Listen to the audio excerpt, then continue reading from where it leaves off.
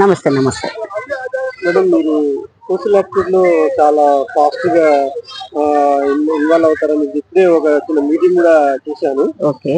మీరు ఇక్కడ ఇంతకు ముందు ఏదన్నా పొలిటికల్ కాన్సల్ట్ చేశారా, లేదంటే చేశానండి. ప్రజారాజ్యం పార్టీ చిరంజీవి గారు పార్టీలో స్పోక్ పర్సన్ గా చేశాను.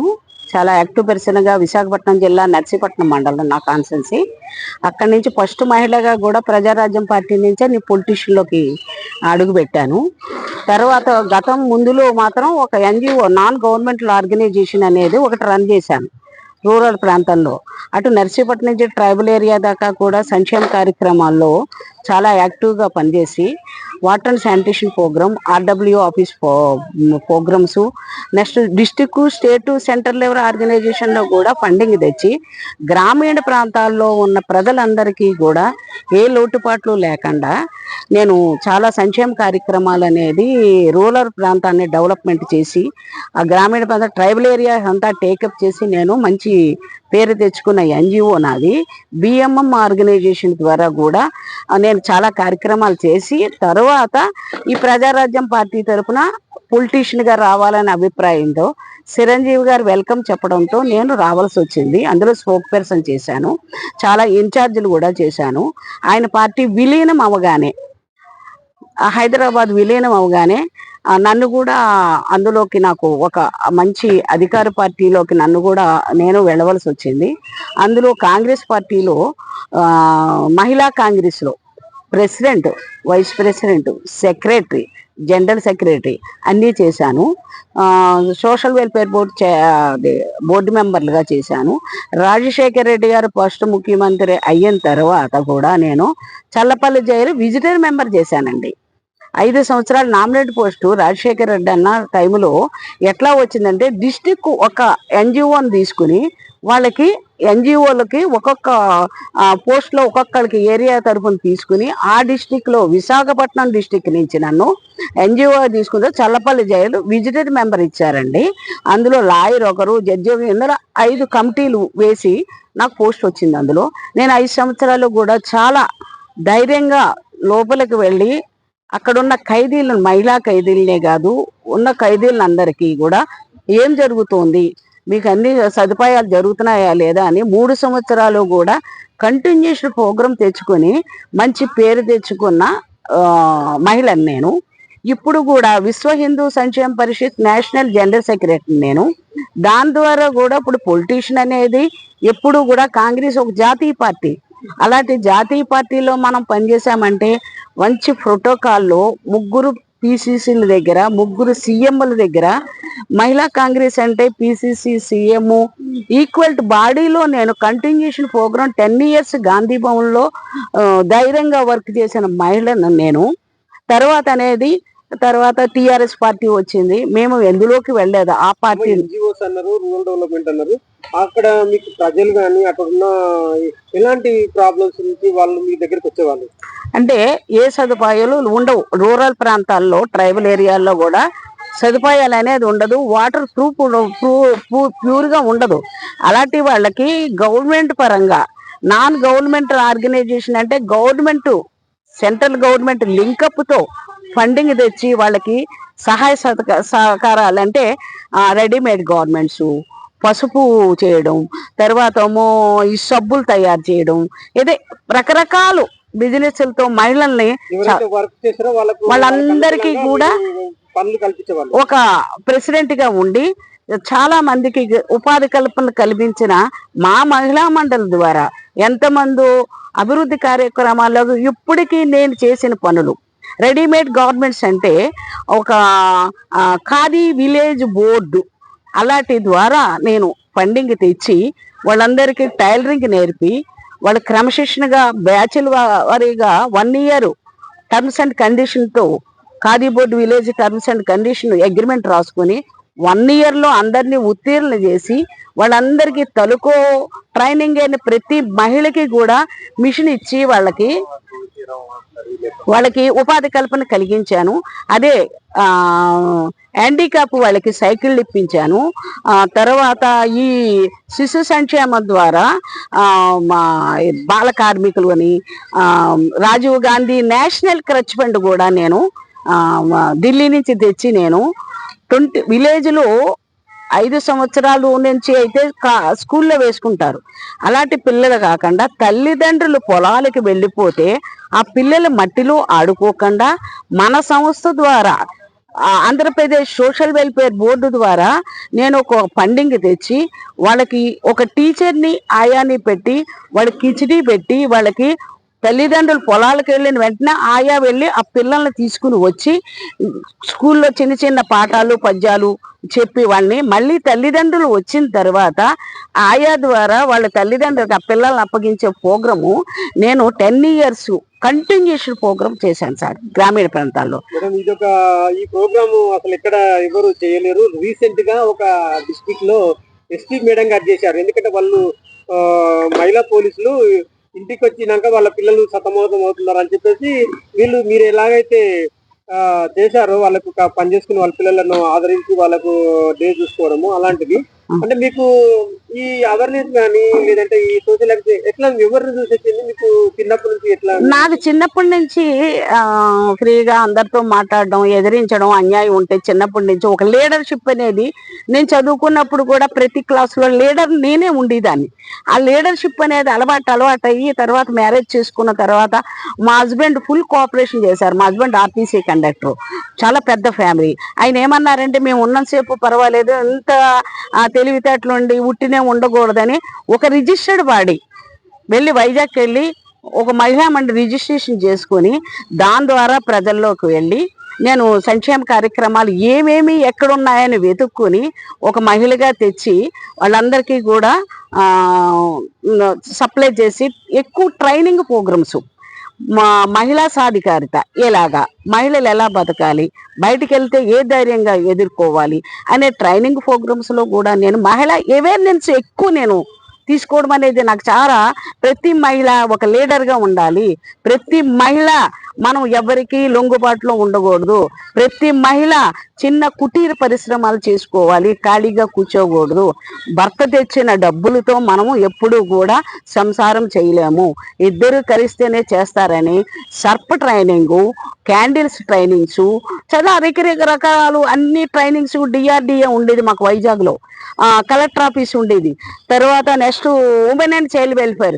ఈ 3 ఆఫీసుల ఫండింగ్లు కూడా నేను 10 years కూడా 93 సార్ నా ఆర్గనైజేషను. 30 సంవత్సరాల నుంచి కూడా నా ఆర్గనైజేషన్ అలాగే ఉంది.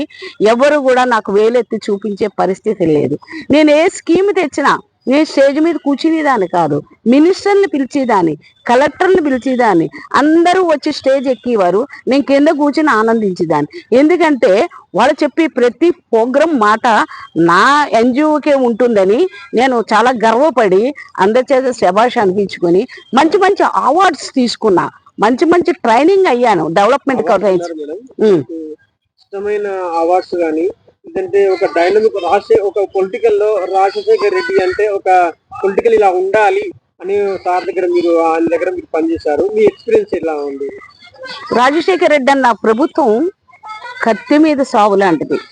ఆయన దయదలిస్తే చాలా బాగుంటుంది. మన డిసిప్లిన్ బట్టి ఒక ప్రోటోకాల్ అనేది మేము నేర్చుకున్నది కాంగ్రెస్ ప్రభుత్వంలోనే సార్.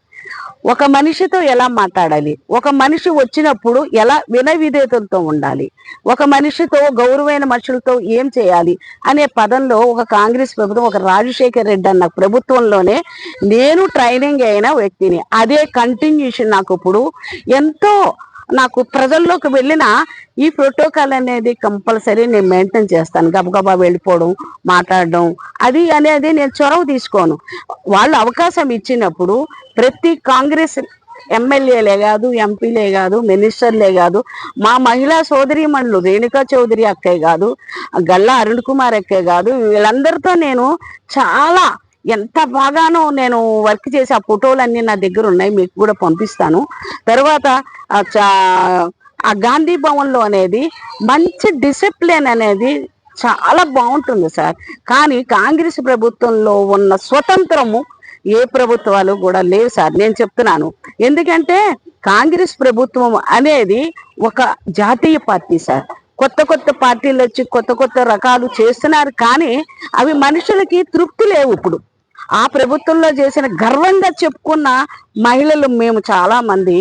అదే ప్రజారాజ్యం పార్టీ చిరంజీవి అన్న చాలా డిసిప్లిన్, ఒక మహిళలు ఎలా ఉండాలనేది ఒక ట్రైనింగ్ ప్రోగ్రామ్ ఇచ్చి మాకు కాంగ్రెస్ లో విలీనం చేశారంటే, అదే ట్రైనింగ్ లో మేము మంచి పేర్లు తెచ్చుకున్న మహిళలు అండి. మేము చాలా మంది ఉన్నాము. అందులో నేను ఎక్కువ వర్క్ చేసి మామూలుగా మంచి పేరు తెచ్చుకుని. మీరు స్టూడెంట్స్ ఉన్నప్పుడు కూడా మీరు క్లాస్ లీడ్, అంటే మీ ఫాదర్ కానీ మదర్ వాళ్ళు కానీ మీకు ఇట్లా బయటికి వెళ్ళి సొంతంగా ఆర్గనైజేషన్ తిరగడం అట్లా మీరు ఎట్లా వాళ్ళు చూసేవాళ్ళు? మా ఫాదరు కరణం అండి. మా ఫాదరు కరణం అంటే ఓ జడ్జీలతోనూ ఒక కంప్లైంట్ రాశారంటే ఆయన ఇంకా జడ్జి గారు కూడా వెంటనే టిక్ పెట్టవలసిందే. అలాంటి ఫ్యామిలీలో పుట్టిన నేను ఫాదర్ని చూసి నేను ఏం చెయ్యాలి, ఆయన మాట్లాడుతున్న అన్ని విషయాలు నేర్చుకుని నేను చిన్నప్పటి నుంచి కూడా ప్రతి క్లాసులో కూడా నేనే లీడర్గా ఉండే అర్హత తెచ్చుకున్నానంటే నా చదువు, నా మార్కులు, మా ఫాదర్ బ్లడ్ అండి. ఇదంతా కూడా ఆయన పుణ్యం. ఆయన కడుపును పుట్టడమే నాకు చాలా పుణ్యం. తర్వాత అత్తవారు కూడా చాలా, మా మదర్ కూడా హౌస్ వైఫ్ అయినా సపోర్టు. మహిళ వెళ్ళి చదువుకునేటప్పుడు ఎప్పుడు కూడా ఈ అమ్మాయి మా రెండో కూతురు చాలా ధైర్యంగా ఉంటుందని నాకు. తర్వాత ఫ్యామిలీలో కూడా నేను మ్యారేజ్ అయిన తర్వాత వచ్చాక కూడా లీడర్షిప్ నాదే అయ్యేది. అన్నయ్యలకే కాదు, తమ్ముళ్ళకే కాదు, అక్కలకే కాదు, అందరికీ నేను చెప్పింది అవలించుకున్నారు. ఏం చేద్దామని నన్ను సలహా అడిగేవారు. అంటే ఇదంతా మా నాన్నగారు ఇచ్చిన జన్మ. నేను నా జన్మస్థలం అన్నవరం సత్యనారాయణ స్వామి టెంపుల్ దగ్గర పుట్టాను.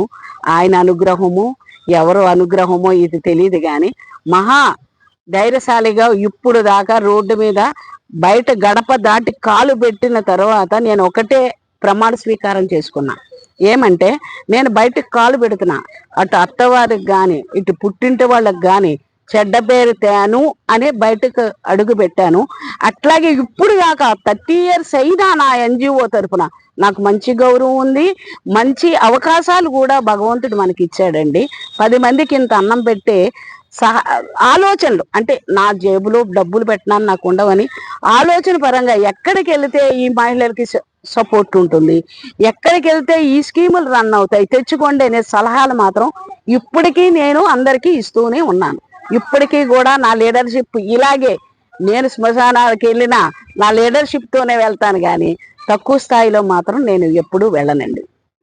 ఇప్పుడు ఒకప్పుడు అత్తమామలతో ఎలా ఉండాలి అనేది ఒకటి ఉంటుంది. ఇప్పుడు ఒక మ్యారేజ్ చేసుకున్న 1 week లో కూడా డివోర్స్ చేసుకుని వెళ్ళిపోతున్నారు అమ్మ. అంటే ఎట్లా మీరు దాన్ని చూస్తారు? అంటే నాన్నగారు నేను చదువుకోవడానికని నర్సీపట్నం వెళ్తే నాన్నగారు బంధుత్వం నాకు అప్పుడు 16 సంవత్సరాలు సార్. 16 సంవత్సరాలకి వాళ్ళు బంధుత్వం కలిసి పెళ్లి చేశారు. 16 సంవత్సరాలు అంటే నాకు ఏం తెలుసు చెప్పండి.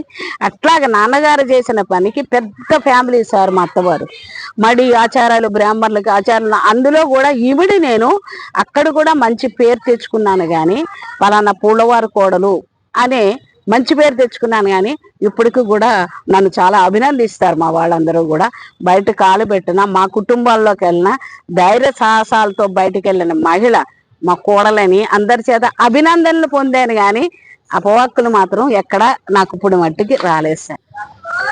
అమ్మ, మీరు రోషయ్య ముఖ్యమంత్రి ఉన్నప్పుడు చేశారు, కిరణ్ కుమార్ రెడ్డి ఉన్నప్పుడు చేశారు, ప్రజెంట్ తెలంగాణ ఏర్పడ్డాక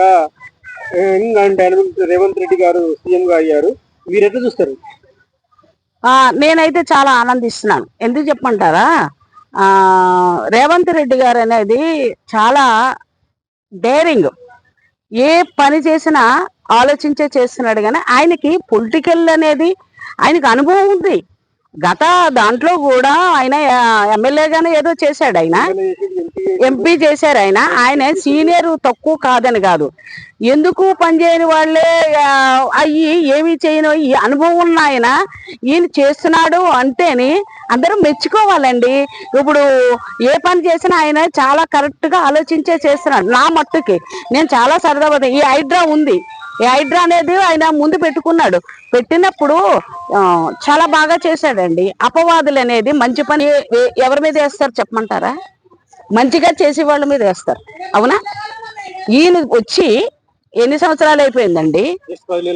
10 నెలల్లో ఎన్ని డెవలప్మెంట్ చేశాడండి ఎవరికైనా తెలుసా? అది కళ్ళతో చూస్తున్నారు. ఒక రేవంత్ రెడ్డినే ఎందుకు మెచ్చుకుని ఓట్లేశారండి? తెలుసు. ఈయన ఉన్న పదవుల్లో ఉన్నప్పుడు ఏం చేశాడు, వాళ్ళ ఏరియా వాళ్ళు డెవలప్ చేసుకున్న ప్రజల గురించి ఏం మాట్లాడనేది కూడా మేమందరం విన్నాం. అపోజిషన్ పార్టీలో ఆయన విన్నా ఆయన డైనమిక్ నేను చెప్తున్నా. కానీ ఆయన చేసి ప్రతి పని కూడా అతి తక్కువ టైంలో ఆయన ఎన్నో సంక్షేమ కార్యక్రమాలు చేసేస్తున్నాడు. ధైర్యంగా ప్రెస్ మీట్స్ పెడుతున్నాడు, ధైర్యంగా వెళ్ళిపోతున్నాడు. ఏ సీఎం కూడా అలా వెళ్ళరండి. నేను చెప్తున్నా, ఈయనకి సెక్యూరిటీ గురించి కూడా ఆలోచించకుండా నాకు భవనాలు వద్దు, నాకు కార్లు వద్దు, నా ఇంట్లో నేను ఉంటానన్న వ్యక్తిని ఒక రేవంత్ రెడ్డి గారండి నేను యాక్సెప్ట్ చేస్తున్నా. ప్రస్తుతము ఇంకా మహిళలకు కానీ సాధికారత ఇట్లాంటి ఇంకా డెవలప్ పెట్టుకోవాలమ్మా. ఇప్పుడు రేవంత్ రెడ్డి గారి ఒక విన్నపము నేను మాట్లాడుతున్నాను. నేను మహిళా కాంగ్రెస్ వైస్ ప్రెసిడెంట్ గా చేశాను రేవంత్ రెడ్డి గారు. ఇప్పుడు మనం తమరు చేయవలసిన పని ఏమిటంటే మహిళా వింగ్ మాత్రం పక్కా మాత్రం ఒక కమిటీ వేయండి సార్. కమిటీ కూడా ఒక ఎన్జిఓ ఉండాలి, ఒక మామూలు సామాన్య లీడర్ ఉండాలి, పొలిటీషియన్ లీడర్ అయి ఉండాలి, అన్ని సబ్జెక్టులు తెలిసిన వాళ్ళని ఒక కమిటీ వేయండి సార్. కమిటీ వేసి ఇప్పుడు ఆ కమిటీ కూడా దేనికంటే ఇప్పుడు ఈ కార్మికులు బాల కార్మికులు స్కూల్స్ తర్వాత ఈ మధ్య ఫుడ్ ఇవి జరిగాయి కదండి. ఇప్పుడు రేవంత్ రెడ్డి గారికి గౌరవనీయుల ముఖ్యమంత్రి వర్యులకి నమస్కారాలు. నా పేరు అనంతలక్ష్మి. నేను విశ్వ హిందూ సంక్షేమ పరిషత్ నేషనల్ జనరల్ సెక్రటరీని. మీ కాంగ్రెస్ గుర్తుపచ్చింది. నేను 10 సంవత్సరాలు 3 సీఎంల దగ్గర, 3 పిసిసిల దగ్గర నేను చేశాను సార్. రేవంత్ రెడ్డి సార్ మీ ధైర్యానికి నేను చాలా ఇదవుతున్నాను.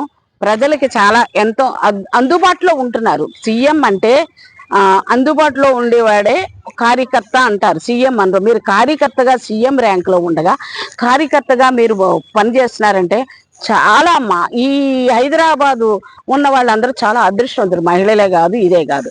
కానీ కొన్ని 4-3 పాయింట్స్ మనకి కొద్దిగా లోటుపాట్లు ఉన్నావు. గురుకుల పాఠశాల, నెక్స్ట్ కొద్దిగా మహిళల సంక్షేమం, కొద్దిగా రైతుల సంక్షేమం ఆల్రెడీ మీరు చూస్తున్నారు, చాలా బాగా చేస్తున్నారు, నేను విన్నాను. ఈ గురుకుల పాఠశాలల మీద ఒక కమిటీ, ఒక హైలైట్ కమిటీ మహిళల్ని ఒక గ్రూప్గా చేసి మామూలుగా ఒక ఎన్జిఓ అని అట్లా కలుపుకుంటే, ఎన్జిఓ అంటే నాన్ గవర్నమెంటల్ ఆర్గనైజేషన్ సార్. వాళ్ళకి A to Z సర్వే ఎక్కడ ఉంది, ఎక్కడికి వెళ్తే ఎక్కడ అన్యాయం జరుగుతోంది, ఎలా మాట్లాడాలి అని ధైర్యంగా అవతల వాళ్ళని ఎదిరించే అధికారం ఒక ఎన్జిఓకి ఉంటుంది సార్.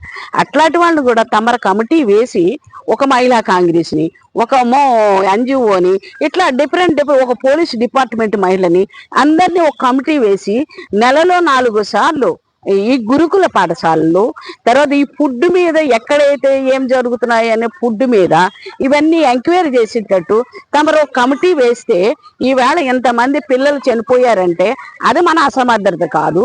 కానీ ఫుడ్ కార్పొరేషన్ వాళ్ళు కొద్దిగా అజాగ్రత్తగా ఉండడం వల్ల ఒక కన్న తల్లులు కడుపు సోకాలు అయ్యాయి. కాబట్టి గౌరవనీయులైన ముఖ్యమంత్రి వర్యులు రాజశేఖర రెడ్డి అన్న గారికి మేము ఈ చల్లపల్లి జైల్లో విజిటర్ మెంబర్ చేసిన తర్వాత కంపల్సరీ నెలకొకసారి విజిట్కి వెళ్ళి మహిళా ఖైదీలకి ఏమి జరుగుతున్నాయని చెప్పి మేము రిపోర్ట్ ఇచ్చేవాళ్ళం సార్. అలా తమరి దృష్టిలో మీ టేబుల్కి ఎవరెవరికో కాకుండా ఒక మీకే మీ టేబుల్ మీదకి ఆ రిపోర్ట్ వచ్చేటట్టు తమరు ఏర్పాటు చేస్తే ప్రతి ఫుడ్ ఫ్రాడ్ చేసే వాళ్ళందరూ కూడా భయపడతారు సార్. అంటే మీకు తెలియదని కాదు, త్వరలో మీరు చేస్తారు. కానీ ఇది నా మహిళా సోదరిమణిగా మీకు చెప్తున్నాను. నేను కంపల్సరీ గురుకుల పాఠశాల మీదే కాదు, ఈ ఫుడ్ తయారు చేసే పెద్ద పెద్ద 5 స్టార్ హోటల్సే కాదు, అన్నిటికీ కూడా నెలకోసారి చెకింగ్ 4-5 గ్రూపులుగా తయారు చేసి మన వాళ్ళందరినీ కూడా చెకింగ్ పంపించాలని నేను కోరి ప్రార్థిస్తున్నాను సార్. ఇప్పుడు ఎంత చేసి తక్కువ మహిళలకు బస్ సౌకర్యం ఒకటి మంచిగా కల్పించారు మన కాంగ్రెస్ గవర్నమెంట్. ఇది మీరు ఎట్లా అప్సెట్ చేస్తున్నారు? చాలా మంచిదండి. ఇప్పుడు అందరూ బయటికి వెళ్ళి రావాలంటే అందరికీ డబ్బులు ఉండవు. మహిళలందరికీ చక్క టికెట్లు లేకుండా ఫ్రీ బస్సు పెట్టాడంటే ఫస్ట్ లోనే పెట్టారంటే అన్ని రాష్ట్రాల్లో కొన్ని పెట్టారు, కానీ అది సక్సెస్ అవ్వలేదు. మన హైదరాబాద్ లో మాత్రం చాలా సక్సెస్ఫుల్ గా ఉంది సార్. ఆ బస్సు వచ్చేదాకా కూడా వెయిటింగ్ ఉండి ప్రతి మహిళ కూడా చక్కగా బస్సు ఎక్కుతున్నారు. గత ముందులో ఏవో చిన్న అయ్యాయి, కానీ ఇప్పుడు చాలా మహిళలు అందరూ చాలా ఆనందంగా ఆ 10 రూపాయలు మిగిలిన నాకు హ్యాపీ రా బాబు అన్నట్టుగా ఉన్న మిమ్మల్ని దేవుడిగా భావిస్తున్నారు. కానీ అందరూ కూడా ఎవరో అపోజిషన్ పార్టీ మాటలు మాత్రం మీరు పట్టించుకోకండి సార్. మీరు డెవలప్మెంట్ మాత్రం చాలా బాగుంది. రేవంత్ రెడ్డి సార్ ముఖ్యమంత్రి వర్యులు, మీరు మిమ్మల్ని గౌరవించే నేను మహిళా సోదరి మణిని మాట్లాడుతున్నాను. నేను విశ్వ Hindu Sankshema Parishad national general secretary sir. నాకే పోస్ట్ ఇమ్మని నేను అడగటంలా, ప్రజల్ని ఇంకా మీరు దగ్గరగా చేర్చుకుని ప్రజల సంక్షేమాలు చూడాలి. నెక్స్ట్ మనం చేయవలసింది ఇంకొక పాయింట్ ఉంది సార్. ప్రతి బస్ స్టాప్ లోను, ప్రతి బస్సుల దగ్గర, ప్రతి బస్ స్టాండ్ల దగ్గర కొంతమంది పేదవాళ్ళు బెగ్గర్స్ అనేది చాలా మంది పాపం చాలా ఇబ్బందులు పడుతున్నారు. అలాంటి వాళ్ళని కూడా కొద్దిగా మీరు ఒక దృష్టి పెట్టి దానికి ఒక పాయింట్ పెట్టి కొద్దిగా వాళ్ళకి బెగ్గర్స్ అందుకే ప్రతి పాయింట్లో పెట్టి కొద్దిగా ఒక ఎన్జిఓని అథారిటీగా తీసుకుని, పెద్ద పెద్ద ఎన్జిఓలు ఉన్నారు సార్ డబ్బులు వచ్చిన వాళ్ళు కమిటీగా వేసుకుని వాళ్ళందరికీ సాయంత్రం వేసేసరికి ఉదయం కొద్దిగా పాలు బ్రెడ్ ఇచ్చి ఫుడ్ పెట్టేటట్టు తమరు ఆర్డర్ వేసే ప్రతి ఎన్జిఓ మీ దగ్గర కాళ్ళ దగ్గరకు వచ్చి బుర్ర వంచి శిరస వహించి ఆ వర్క్ చేయగలము సార్. మీ ఎన్జిఓలు అందరం కూడా